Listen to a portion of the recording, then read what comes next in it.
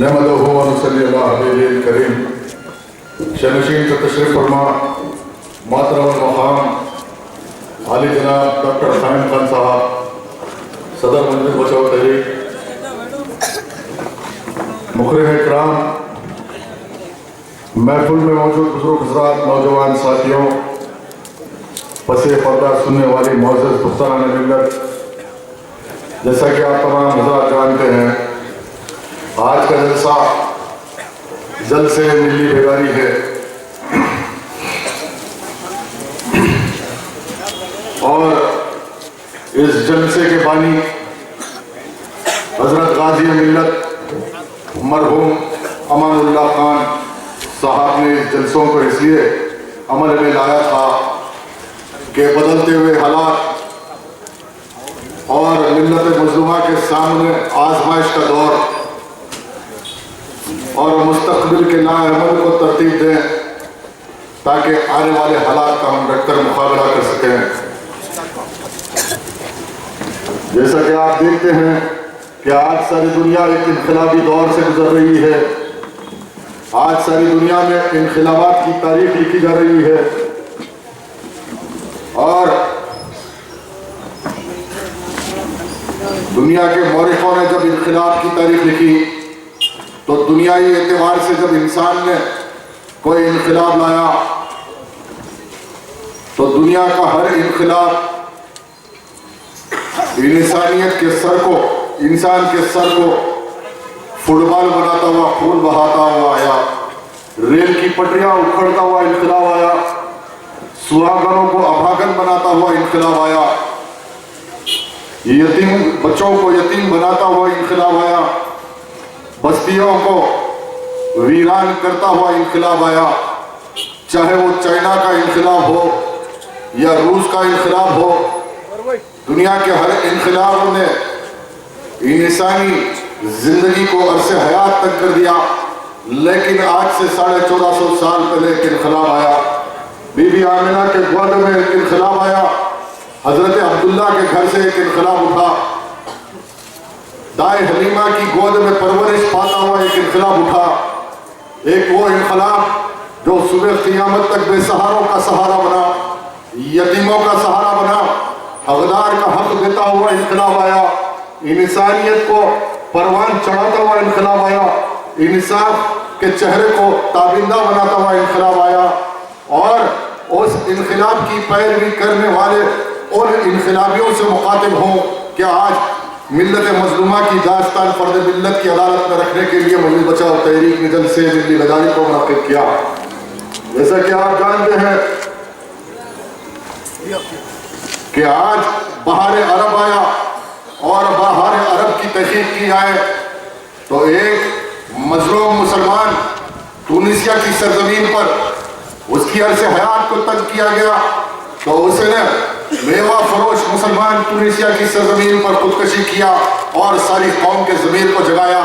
تو دنیا یہ دیکھتی ہے کہ بہار عرب کے شکل کے اندر ساری دنیا میں ایک انقلاب رونما ہوا تو حسنی مبارک کا تخت و تاج چلا گیا، تو کہیں عیش و آرام کی زندگی گزارنے والے حکمرانوں کو بازار میں قتل عام کیا گیا۔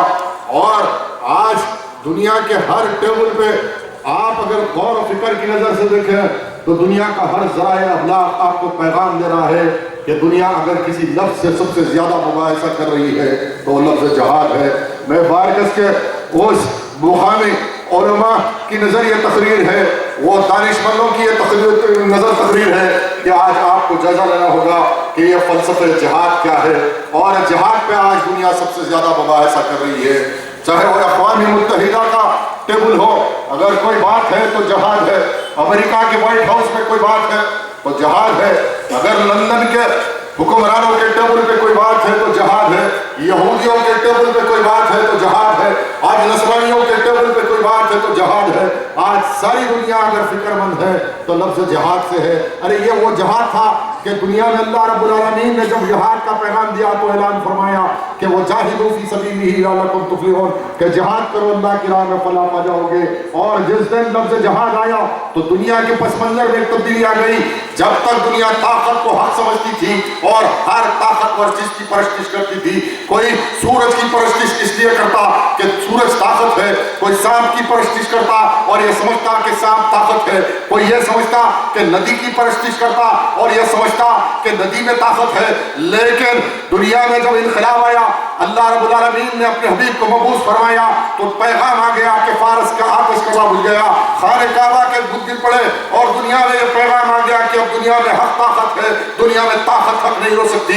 लेकिन आज भी दुनिया यह गलतफहमी का शिकार है, दुनिया के दानिशमंद आज भी यह गलतफहमी के खसारे में है कि ये समझ रहे हैं कि दुनिया हक ताकत की बुनियाद पे चलेगी। तो ताकत की बात करने वाले, और बिलखुसूस मैं उनकी नजरिए तकरीर कर रहा हूँ कि हैदराबाद के स्टेजों पे तकारीर की जा रही है कि ताकत पैदा करो और ताकत की बुनियाद पे जिंदगी गुजारी जा सकती है। तो इस्लाम का फलसफा ये है कि हक की बुनियाद पे जब इनकलाब उठता है तो दुनिया देखते ही है कि 1000 साल हुकूमत करने वाले रज़ा शाह पहलवी को राह फरार अख्तियार करना पड़ा। ये इस्लामी इनकलाब था और इस्लामी इनकलाब ने हमेशा हक पे मुबन्नी इंसानियत को दावत दी कि हक के लिए और मजलूमों के हुकूक के लिए जहाज की बुनियाद पर मुत्तहिद हो जाओ। आज आप गौर फिक्र की नजर से देखें तो आज दुनिया जो आज ताकत की बात करने वाले तमाम के तमाम नाकाम हो गए। जो कोई दौलत की ताकत की बात कर रहा है तो कोई बारूद की ताकत की बात कर रहा है, तो कोई साइंस की ताकत की बात कर रहा है, कोई इंटेलिजेंस की ताकत की बात कर रहा है और ये समझ रहा है कि दुनिया में हम हुकूमत ताकत की बुनियाद पर चलाएंगे। लेकिन आज ये फलसफा फिर एक बार नाकाम होता हुआ नजर आ रहा है। दुनिया में अमेरिका ने एक अलायंस बनाया नाटो के नाम पर दुनिया में यह पैगाम दिया कि या दुनिया हमारे साथ है या दुनिया हमारे मुखालिफ है। उसके बाद सारी दुनिया दो ग्रोहों में बढ़ गई। एक ग्रोह वो है जो अल्लाह की परस्तिश करता है और अल्लाह को हक मानता है, ताकत मानता है, तो दूसरा वो है कि अल्लाह की वहदानियत से इनकार करता है और अल्लाह के मानने वालों की अर्श हयात को तंग करने के लिए न्यू वर्ल्ड आर्डर का नाम दिया गया। दुनिया में न्यू वर्ल्ड आर्डर कायम करने की बात की गई। अरे इनसे पहले दुनिया में कितने आए और कितनी इज़्ज़तें आई। कोई कम्युनिज्म के नाम पे इनकलाब की बात किया तो नाकाम हो गया। आज कम्युनिज्म के नाम पे हुकूमत बनाने वाले 50 साल कम्युनिज्म की इज़्ज़त के नाम पे रशिया में हुकूमत करने वाले आज रशिया के टुकड़े हो गए। आज सोशलिज्म का इनकलाब लाने वाले तमाम के तमाम नाकाम हो गए। लेकिन आज 1450 साल हो गई, इस्लामिज्म आज भी बाकी है, कल भी बाकी रहेगी, सुबह क़ियामत तक इस्लाम बाकी रहेगा और हक बाकी रहेगा, मजलूमों का हक देता रहेगा, इंसाफ को परवान चढ़ाता रहेगा। आज वक्त का तकाज़ा है कि जब तक मुसलमान जिहाद और फ़लसफ़े जिहाद को नहीं समझता तो दुनिया में मुसलमान इज्जत की ज़िंदगी नहीं गुजार सकता। जब तक मुसलमान, अल्लाह के हबीब ने इरशाद फरमाया कि सारक़ल्लज़ी हक़्क़ल हक़्क़ा, जब तक हकदार का हक नहीं मिलता दुनिया में अमन कायम नहीं किया जा सकता, दुनिया में इंसानियत कायम नहीं की जा सकती। आज इंसान नंगे इंसानियत हो गया। आज इंसानी जुल्फ़ बरहम को मजीद बरहम किया जा रहा है। आज अशरफियत फिक्री बन गई, अखलाकियत खत्म हो गई। आज फिर दुनिया में ताकत की बात करने वाला वो अमेरिका, दुनिया देखती है कि अफगानिस्तान पे हमला हुआ, अफगानिस्तान के गयूर मुसलमानों ने, बहादुर मुसलमानों ने दुनिया को ये बता दिया कि दुनिया में हक ताकत है, ताकत हक नहीं हो सकती। अमेरिका का न्यूक्लियर बम फेल हो गया, मुसलमान सजदा कर रहा है।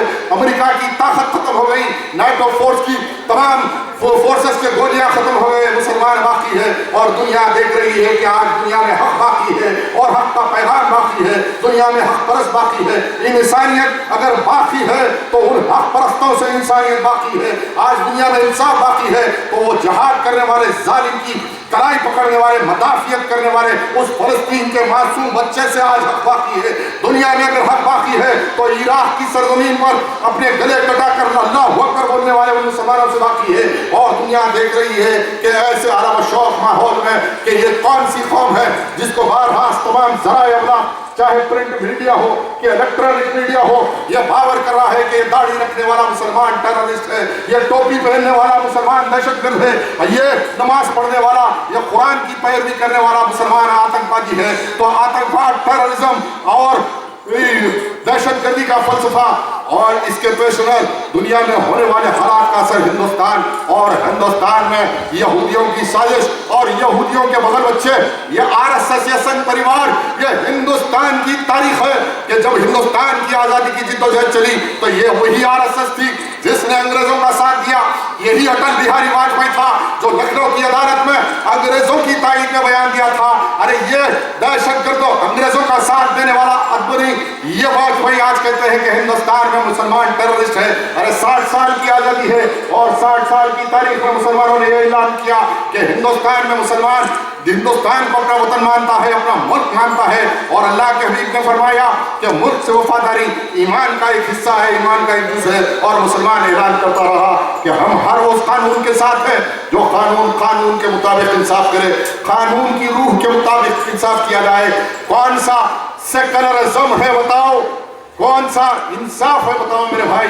कि अगर आप सुनना चाहते हैं तो मैं इस हिंदुस्तान में होने वाले नाइंसाफियां और इंसाफ के अलमबरदारों की सारी दास्तान को पेश करो कि बाबरी मस्जिद को किसने शहीद किया, बाबरी मस्जिद को राम जन्मभूमि का नारा देने वाले कौन, क्या राम जन्मभूमि के नाम पर इस मुल्क में कम से कम 2 से 3 लाख लोगों का कत्ल किया गया? क्या ये दहशतगर्दी है कि जो कानून का इनकार करने वाले, ये ऐलान करने वाले कि राम के मामले में इस हिंदुस्तान के आइन को नहीं मानते, हिंदुस्तान के कानून को नहीं मानते, वो हिंदुस्तान के आज नेशनलिज्म की बात करने वाले हिंदुस्तान में हुकूमत बनाने का ख्वाब देख रहे हैं? तो अजीब गरीब हालात है।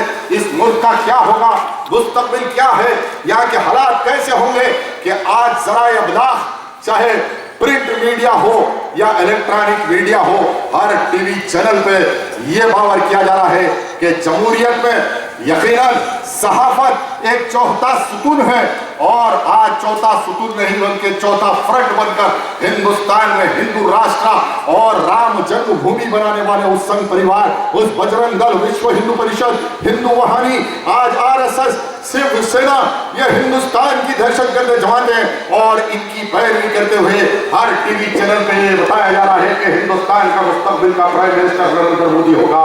यह बावर किया जा रहा है कि आज नरेंद्र मोदी हिंदुस्तान की सियासत का सबसे बड़ा लीडर है जो मुस्तकबिल में प्राइम मिनिस्टर बनेगा। तो आप गौर कीजिए कि आज एक हफ्ता पहले कारवान मैगजीन में, एक अंग्रेजी मैगजीन जो केरला से निकलती है, उसने हिंदुस्तान में सबसे ज्यादा बम ब्लास्ट करने वाले डॉक्टर स्वामी असीमानंद का इंटरव्यू छापा, और उस इंटरव्यू को आज ज़राए अबलाग नहीं दिखाता। आज हिंदुस्तान की सीबीआई, आज हिंदुस्तान की रॉ, आज हिंदुस्तान में एनआईए कायम की गई टेररिज्म से लड़ने के लिए, लेकिन एनआईए आज उसकी तहकीक नहीं करता। असीमानंद स्वामी ने कहा कि हिंदुस्तान में समझौता एक्सप्रेस में ब्लास्ट, मक्का मस्जिद में ब्लास्ट, दिल्ली की जामा मस्जिद में ब्लास्ट, मालेगांव में ब्लास्ट, नांदेड़ में ब्लास्ट, जितने ब्लास्ट हुए, कर्नल पुरोहित जिसने आरडीएक्स मिलिट्री काड़ा के दहशतगर्दों को दिया, प्रज्ञा सिंह ठाकुर, स्वामी असीमानंद और आरएसएस का सरबराह, आरएसएस का सदर और इसके लीडर इंद्रेश कुमार, सारे के सारे मेरे साथ मुलविस थे। प्लानिंग हमने की और इम्प्लीमेंटेशन भी हमने किया, और फिर इस मुल्क का इंसाफ देखो, इस मुल्क की फिरका परस्ती आपके सामने आएगी कि डॉक्टर असीमानंद स्वामी आज जेल में बयान दे रहा है, इसके बावजूद मालेगांव बम ब्लास्ट में मजलूम मुसलमानों को मुकदमे दर्ज करके आज 5-5 साल हो गए, कोटा के तहत इनके ट्रायल चलाए जाते हैं, अदालत में पेश किया जाता है। आज मक्का मस्जिद बम ब्लास्ट में इंकशाफ हो गया कि असीमानंद स्वामी और आरएसएस का सरबराह इन्वॉल्व है, इंद्रेश कुमार इन्वॉल्व है। इसके बावजूद हैदराबाद के मजलूम मुसलमानों को कोटा के तहत यहाँ की पुलिस केस चलाती, फिर इत्तेहाद की भी बात की जाती है। अरे कल इंटरव्यू के बाद इस इत्तेहाद की बात करने वाले कोई एक ऐसा लीडर नहीं उठा और यह ऐलान नहीं किया कि आसीमानंद स्वामी ने जो कारवान मैगजीन में इंटरव्यू दिया, उस मैगजीन के एडिटर, उस मैगजीन के सरबराह टीवी चैनलों पर आकर चैलेंज किए कि हमने सारे इंटरव्यू को रिकॉर्ड किया। अगर हिंदुस्तान की तहकीक करने वाली एजेंसी چاہے سی بی آئی کے ذریعے جو کیس چلایا جا رہا ہے کہ سی بی آئی کے سامنے ہم آنے کے لیے تیار ہے اور آسیمانند سوامی کے تمام ریکارڈڈ ٹیپس کو سامنے دینے کے لیے تیار ہے، لیکن اس کے باوجود آج ایک ملزم کے اقرار کے بعد، ایک ملزم کے انکشاف کے بعد آر ایس ایس پہ پابندی نہیں لگائی جاتی، آج سنگھ پریوار پہ پابندی لگائی نہیں جاتی، بلکہ آج کے سیاست اخبار میں، رہنما اخبار میں صدر تحریک ڈاکٹر قیوم خان کا بیان آیا، ارے بتاؤ کسی نے ہمت کیا اور آر ایس ایس کو للکارا، کسی نے ہمت کیا ہندوستان کی سی بی آئی کو للکارا، اس نے آج اس آسیمانند سوامی کے بیان پر کانگریس کی حکومت کو چیلنج کیا کہ ہندوستان میں سیکولرزم باقی ہے، اگر انصاف باقی ہے، آج قانون و آئین کی بات کرنے والے اس کے انکشاف کے بعد اگر کارروائی نہیں کی جاتی تو پھر کل یہ نہ کہنا کہ مسلمان دہشت گرد ہے اور مسلمان مکہ مسجد میں وہ شہید ہونے والا معصوم بچہ جو حافظ تھا جس کے جنازے کو میں نے اپنے گود میں لیا، اللہ شاہد ہے کہ اس بچے کے خون کی قسم کہ اگر آسیمانند سوامی کے بیان پر آر ایس ایس کے سربراہ کو ہندوستان میں گرفتار نہیں کیا جائے گا تو نتنے آتنکواد پیدا ہوگا، نتنے دہشت گردی پیدا ہوگی، اس دہشت گردی کا ذمہ دار ہندوستان کی سی بی آئی، ہندوستان کی پولیس، ہندوستان کی کانگریس، ہندوستان کا وزیر اعظم اور مقامی سطح پر یہاں کی حکومت کرنے والے کانگریس کے سربراہ رہیں گے۔ ٹھیک ہے، انصاف نہیں لوگے تو انصاف لینا ہم جانتے ہیں، ملک کی حکومت، ملک کی عدلیہ، بابری مسجد شہید ہوئی، ہمارے بزرگوں نے ہم کو صبر کی تلقین کی، مسلمان صبر کرتا رہا، صبر کا دامن نہیں چھوڑا، اس لیے نہیں چھوڑا کہ ہندوستان میں قانون باقی ہے، آئین باقی ہے، دہشت گردوں نے مسجد کو توڑا، کل عدالت سے انصاف ہوگا، ہم عدالت سے انصاف کی توقع کر رہے تھے، لیکن جب عدالت میں بھی انصاف نہیں ملے گا اور ملک کی عدالت، عدلیہ کسی ظالم کے ہاتھ کی کٹ پتلی بن جائے گا، انصاف نہیں ملے گا تو مظلوم اپنے انصاف کے واسطے خود تلاش کرتے ہیں، اسی کا نام تو جہاد ہے، اسی کا نام تو جہاد ہے نا۔ جب انصاف نہیں ملے گا تو مظلوم اپنے انصاف کے راستے خود تلاش کرتا، تو اس کا نام ٹیررزم نہیں، اس کا نام جہاد ہے۔ حقداروں کے حق کے حفاظت کے لیے تو جہاد کیا جاتا ہے، حقداروں کے حق حاصل کرنے کے لیے تو میدان بدر میں اللہ کے حبیب نبی کریم صلی اللہ علیہ وسلم نے 313 مجاہدین کو لے کے اترا تھا کہ ظالم کا خاتمہ ہو۔ آج یہ انصاف کریں گے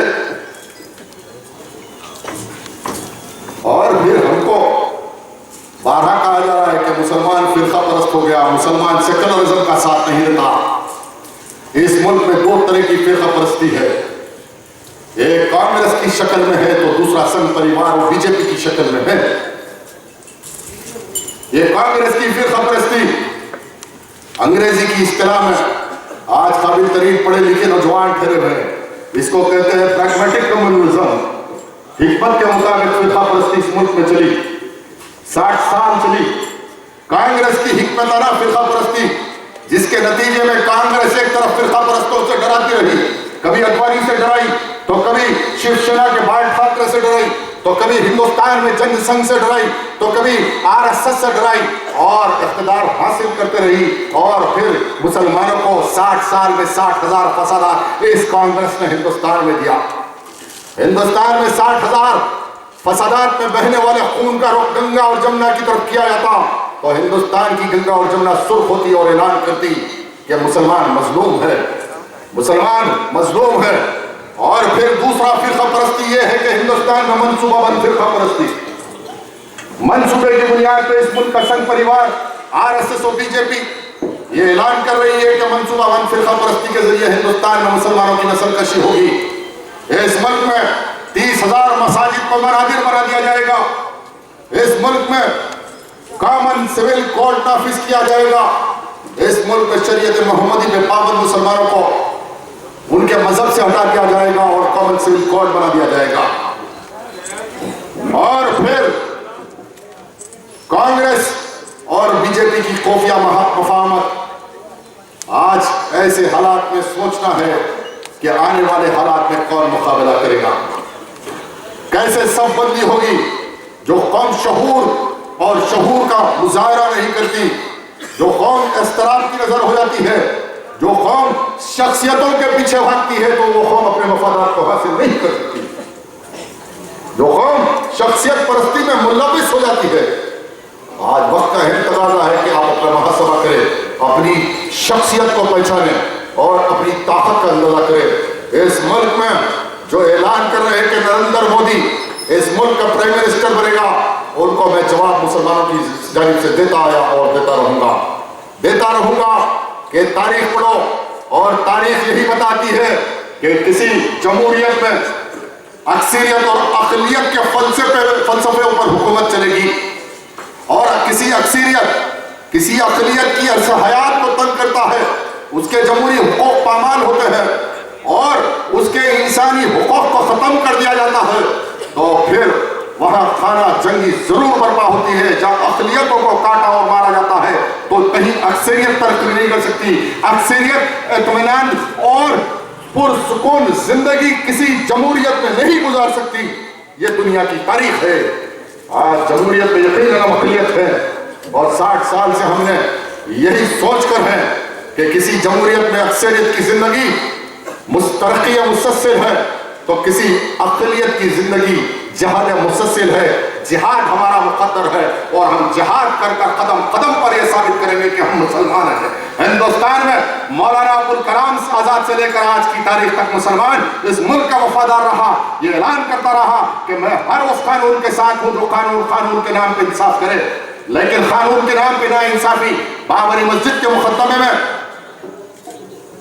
इलाहाबाद हाई कोर्ट का जजमेंट आया, और इस जजमेंट में इलाहाबाद हाई कोर्ट की अदालत ने भी ऐलान किया, कभी इत्तेहाद के दावेदारों ने मुसलमानों को समझाया कि बाबरी मस्जिद और इसका शहादत और इसके बाद इसका फैसला जो 2010-30 अक्टूबर को आया, इसके पसपर्दा क्या है?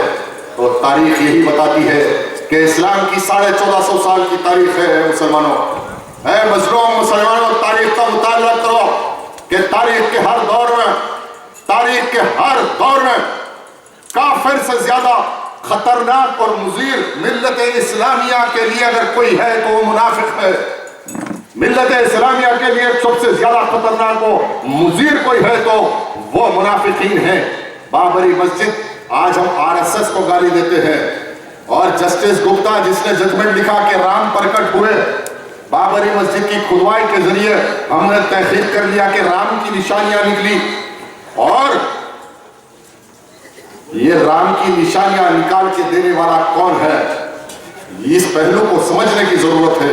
मैं बड़े इत्मीनान के साथ मैं पेश करूंगा, और आप इस पर गौर व फिक्र करें कि बाबरी मस्जिद शहीद हो गई, फिर बीजेपी की गवर्नमेंट बनी, मुरली मनोहर जोशी जो बाबरी मस्जिद मुकदमे में मुलजिम नंबर 3 है, हिंदुस्तान की ह्यूमन रिसोर्स डेवलपमेंट का मिनिस्टर बना, जिसके मातहत आसार खदीमा था, महकूमे आसार खदीमा। और फिर आज मुस्लिम पर्सनल लॉ बोर्ड की भी बात की जाती है। आज हिंदुस्तान में बाबरी मस्जिद एक्शन कमेटी की भी बात की जाती है। और 5 मार्च 2003 इस डेट को नोट करो, जो मुसलमान दिलचस्पी रखता है कि तहकीक करे, इसलिए कि आज मुसलमान में तो इत्तेहाद तो कल था, आज है, हमेशा रहेगा, लेकिन मुसलमानों में सबसे ज्यादा किसी चीज की जरूरत है तो है मुसलमानों, आज इज्तिहाद की जरूरत है। आज इज्तिहाद तहकीक करके फैसले करने की जरूरत है कि 5 मार्च 2003 इलाहाबाद हाई कोर्ट में संघ परिवार वालों ने एक अर्जी दाखिल की कि बाबरी मस्जिद की शहादत के बाद नरसिम्हा राव के दौर में नरसिम्हा राव ने कोशिश किया, और सदर जमहूरिया शंकर दयाल शर्मा उस वक्त के हिंदुस्तान के सदर थे, कि बाबरी मस्जिद की खुदवाई के जरिए तहकीक कर लिया जाए कि क्या बाबरी मस्जिद के नीचे मंदिर थी।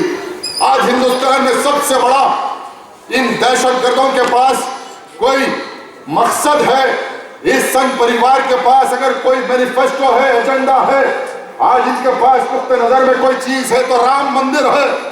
और राम मंदिर पर जब ऐलान किया कि हमारे पास कोई गवाह है ना सबूत है, بلکہ عقیدہ ہے اور عقیدے کی بنیاد پہ بابری مسجد مسلمان سنگ پریوار کے حوالے کر دو. پھر صدر جمہوریہ کو لکھا کہ تحقیق کرو. صدر جمہوریہ نے سپریم کورٹ کو دیا اور 24 اگست 1994 کے دن اس ملک کی سب سے بڑی عدالت سپریم کورٹ چیف جسٹس سری وینکٹاچلمیا کی سرپرستی میں 11 ججوں نے یہ فیصلہ دے دیا کہ اس ملک میں 450 سال سے بابری مسجد اپنے مقام پر ہے. مسلمان نماز پڑھ رہا تھا. قبضے قدیم ہے, مسلمانوں کا ایڈورس پوزیشن ہے. اس ملک کا سب سے بڑا قانون ہے ایڈورس پوزیشن. اس کے تحت بابری مسجد کی کھدوائی نہیں کی جا سکتی اور کھدوائی کی بنیاد پہ کوئی فیصلے نہیں کیا جا سکتے. اور اس کے بعد یہ مسئلہ ٹھنڈا پڑ گیا. پھر 2003 میں بی جے پی کی حکومت میں مرلی منوہر جوشی جب یہ کوشش کیا, میں توجہ کا متمنی ہوں اہل ایمان مسلمانوں, میں اللہ کے گھر کی بات کر رہا ہوں, تصدیق کے ساتھ, تاریخ کے ساتھ اور حقائق کے ساتھ, شواہد کے ساتھ. آؤ آج اتحاد کی بات کرنے والے کل بارکس کی جامع مسجد میں آؤ. آؤ آج اتحاد کا ڈھڈورا پیٹنے والے, کیا بابری مسجد کا رام مندر میں تبدیل ہو جائے گی تو اتحاد کے نام پہ کیا بابری مسجد کا مسلمان قربان کرے گا؟ میں پوچھنا چاہتا ہوں مسلمانوں, اتحاد کی بات ہے تو کل بارکس کی جامع مسجد میں آؤ.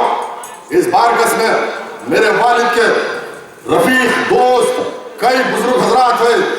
میں سرپرستی چاہتا ہوں, میں انصاف چاہتا ہوں, میں اللہ کے گھر کے لیے آواز اٹھا رہا ہوں. میں اعلان کر رہا ہوں کہ آج مجلس کا کام کرنا, بالکل مجلس کس کی جماعت؟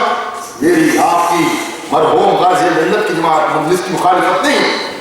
یہ مقصد نہیں ہے اس جلسے کا کہ اسلاف کی جماعت کے خلاف جدوجہد کریں, مجلس کے خلاف کریں. لیکن جب انصاف کی بات آئی, حقوق کی بات آئی, تو سارے عرب ممالک میں آج انقلاب آ گیا. آج عرب ممالک میں مسلمان جاگا تو تخت و تاج بدل کر رکھ دیا. تو کیا انصاف کی آواز بلند کرنا انتشار ہے؟ کیا مظلوم مسلمانوں کے حقوق کی بات کرنا انتشار ہے؟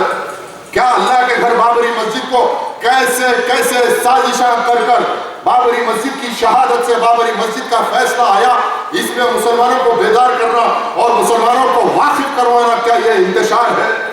اگر یہ انتشار ہے تو پھر اتحاد کس چیز کا نام ہے میرے بھائی؟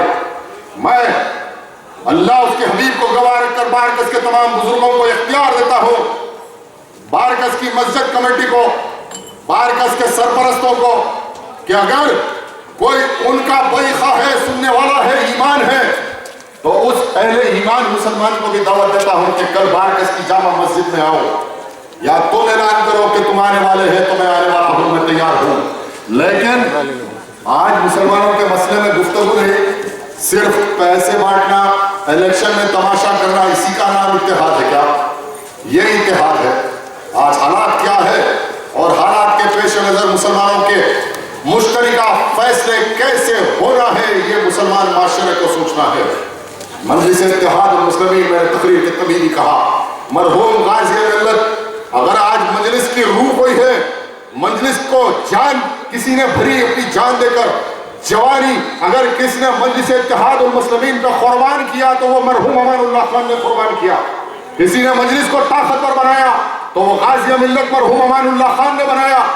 آج یہ پارلیمنٹ میں جیت جو آج اسد الدین اویسی بھارت رتنا بن رہے, سنسد رتن, ہندوستان رتن, کیا کیا بن رہے, پارلیمنٹ میں بیٹھتے ہیں. ارے میاں یہ کس کی قربانیوں پہ تم مذاق کر رہے ہو؟ یہ عیش و آرام کی زندگی کس کی قربانیوں پہ؟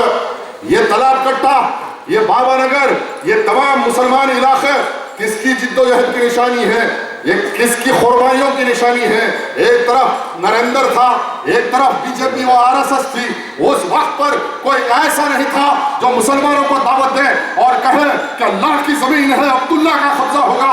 الحمدللہ آج بابا نگر میں صبح اٹھنے والا مسلمان کسی مندر کے گھنٹا نہیں سنتا, صبح سنتا تو لا الہ الا اللہ محمد رسول اللہ سنتا. ایم پی بن گئے, ایم ایل اے بن گئے, ٹھیک ہے. کبھی فساد دیکھے کیسا رہتا, گنیش کا جلوس میں کیسا ظلم کرتے مسلمانوں پہ. ارے ہم اس دور سے گزرے اور ہمارے تعلق سے اخبار میں لکھ رہے کہ کسی نئی پارٹی میں چلے جائیں گے, آپ پارٹی میں چلے جائیں گے. ان کا اخبار ہمارے تعلق سے لکھا. یا تو تم ابھی دماغ بالغ نہیں ہوا، دنیا کو نہیں سمجھے، مفت کا مال بے رحمی سے خرچہ ہوتا، جو محنت سے حلال کما کے لاتا وہ اسراف نہیں کرتا، وہ اسراف نہیں کرتا۔ آج ان کو کیا معلوم مزدور مسلمان 100 روپے کیسے کماتا۔ آج حالات ایسے ہیں اس ملک میں کہ ایک عام آدمی، اس ہندوستان کا شہری، صبح 8 بجے سے اٹھ کر شام کے 8 بجے محنت کر کے آج 2 کلو چاول، 8 پوسے تیل گھر لے جانا ہے، اور پہلی سے پہلی آ گئی تو گھر کا کرایہ دینے کے موقف میں نہیں ہے۔ ان کا یہ حالت ہے کہ ہزاروں کروڑ روپے کے مالک ہے۔ اب اس پہ بھی اگر سوال کرے تو کہے کہ انتشار ہے۔ ارے مجھ سے پوچھو آ کے کہ میں گاڑی کیسا خریدا، میں حساب دینے کے لیے تیار ہوں۔ میں گاڑی میں ڈیزل کیسا ڈلایا، اس کا حساب دینے کے لیے تیار ہوں۔ ارے ملت کا مال ہے، دارالسلام کسی فرد اور خاندان کا، یہ ذہن سے نکال لو۔ اس جماعت کے بانی مرحوم قائد ملت نے اسی لیے قربانی دی، جامع شہادت کیا کہ مسلمان نسلوں کی مستقبل کو تابناک بنائے۔ 2 لاکھ رضاکار شہید ہو گئے مجلس اتحاد المسلمین کے لیے۔ قاسم رضوی علیہ الرحمہ 11 سال جیل میں رہے۔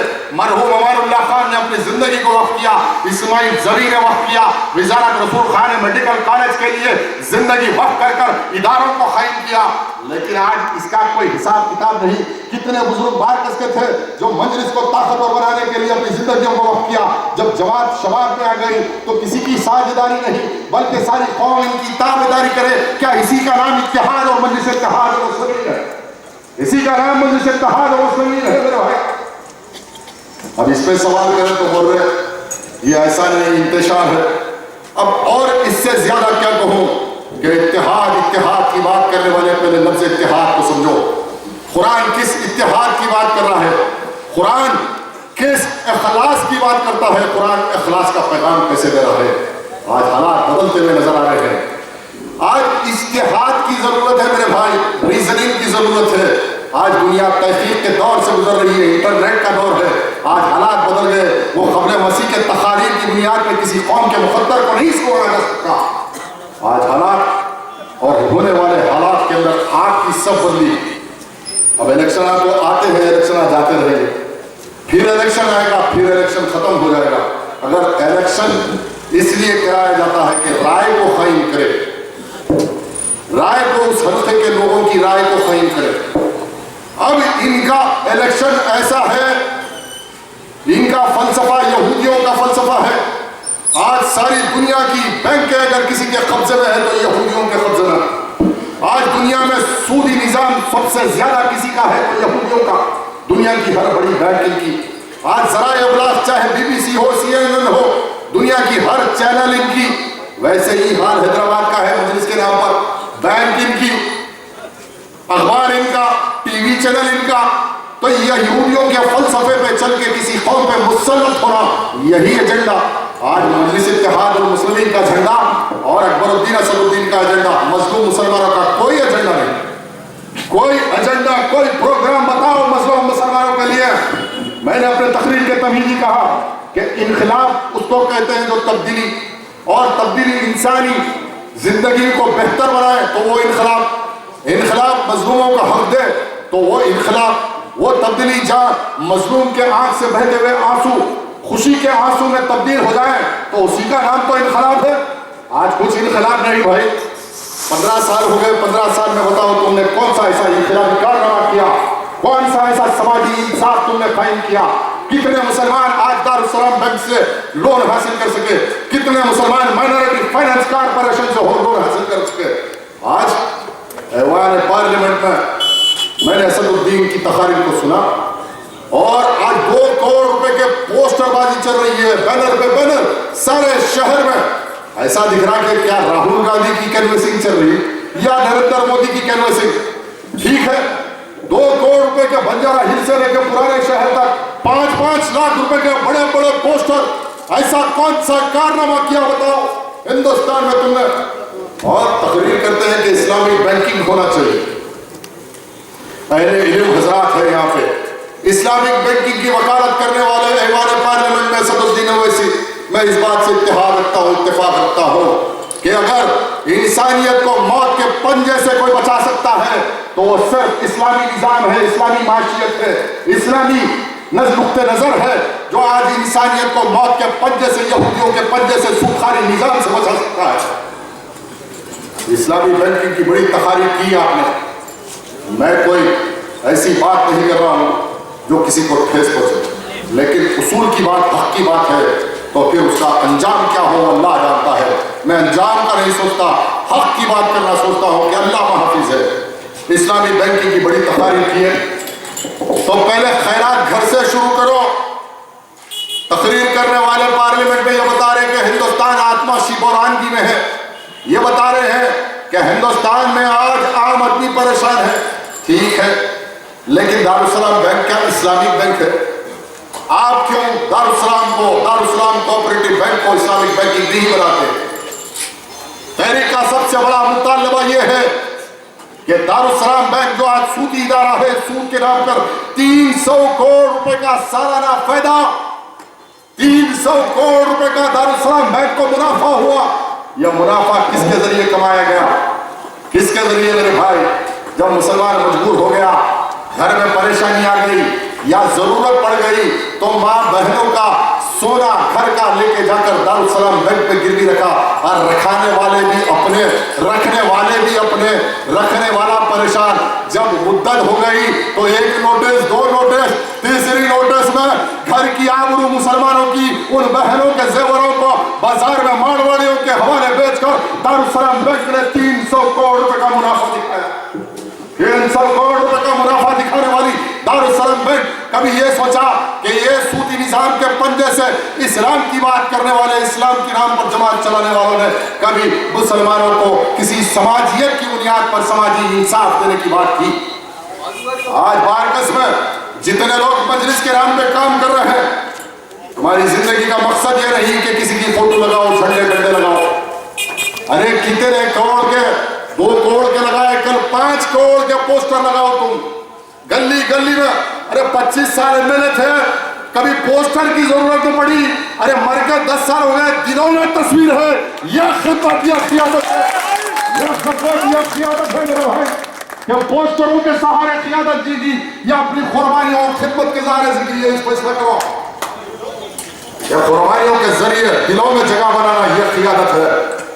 آج ایمان کا 40واں حصہ بطور خیرات و زکوٰۃ اسد الدین اویسی، اکبر الدین اویسی میں میسر ہے، تو کل اعلان کرو کہ ہم دارالسلام کو اسلامک بینک بنائیں گے، مسلمانوں سے کوئی سود نہیں لیں گے، مسلمانوں کی مدد کریں گے اور بلا سودی قرضے دینے کے مخوف میں ہیں۔ نہیں، یہودیوں میں اور تم میں کیا فرق ہے؟ یہودیاں ساری دنیا میں بینکنگ اس لیے چلاتے ہیں کہ سود پہ سود، اور اللہ کے حبیب نبی کریم صلی اللہ علیہ وسلم نے فرمایا کہ سود کھانا اپنی ماں سے زنا کرنے کے برابر ہے، سود کھانا اللہ سے جنگ کرنے کے برابر ہے۔ ارے 300 کروڑ روپے کا فائدہ کا اعلان کرنے والے کیا اس حدیث کے خلاف نہیں جا رہے کہ اس بات کا فیصلہ مسلمان اعلان کرو کل؟ شعر ببر اب میں کیا کہوں یار، اللہ رب العالمین کا کرم ہے، میرے آقا کے نالین پاک کا صدقہ ہے کہ ایک ایسے شعر کے گھر میں پیدا کرا، وہ آنکھ کھولے جب سے ایسے شعر کو دیکھا کہ اب یہ اکبر الدین اویسی تو حساب میں نہیں آتے، میرے کوئی حساب میں نہیں آتے۔ پھر شعروں نے کہا ارے نریندر سے پوچھو شعر کون، RSS سے پوچھو، چنّا ریڈی سے پوچھو رمی زابی کے کیس میں شعر کون تھا، این ٹی راما راؤ سے پوچھو کہ بارکس کے دواخانے کو فیملی پلاننگ کا دواخانہ بنانے کا منصوبہ کرا تھا نا، این ٹی راما راؤ یہ کہہ رہا تھا مسلمان بچے زیادہ پیدا کرتے تو اس کے منہ پہ بولے کہ تیرے گھر میں بچے پیدا نہیں ہو رہے تو بول مسلمان پیدا کرتے تیرے گھر میں۔ جا کے کرن was my friend, Jagan is my friend, یہ سیاست نہیں۔ ارے جگن، کرن، چنّا سری سلام، پدّا سری سلام تم لگے پھرو، ہم اللہ محافظ سے اکیلے مقابلہ کریں گے، تم سے اکیلے مقابلہ کریں گے میدان میں۔ اللہ سے میری یہ دعا ہے کہ پروردگار